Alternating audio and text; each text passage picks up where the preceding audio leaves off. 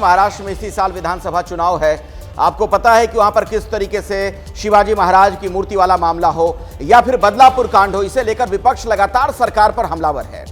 इस बीच खबर यह है कि महाराष्ट्र में आरएसएस और बीजेपी के विधायकों के बीच एक महत्वपूर्ण बैठक हुई है।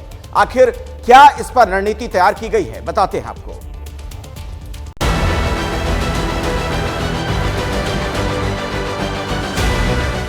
छत्रपति शिवाजी की मूर्ति के बहाने विपक्ष ने महाराष्ट्र में सरकार की नींदें उड़ा रखी है।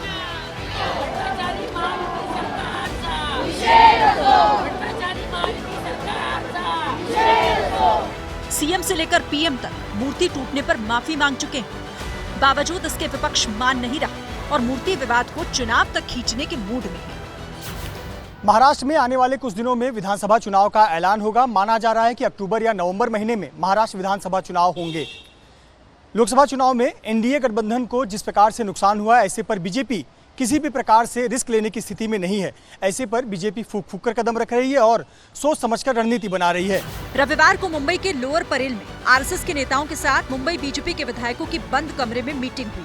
करीब 6 घंटे तक दोनों संगठन के लोगों ने बंद कमरे के भीतर चुनाव की रणनीति पर चर्चा की। रात को जब मीटिंग खत्म हुई तो बीजेपी नेताओं ने जानकारी शेयर नहीं की।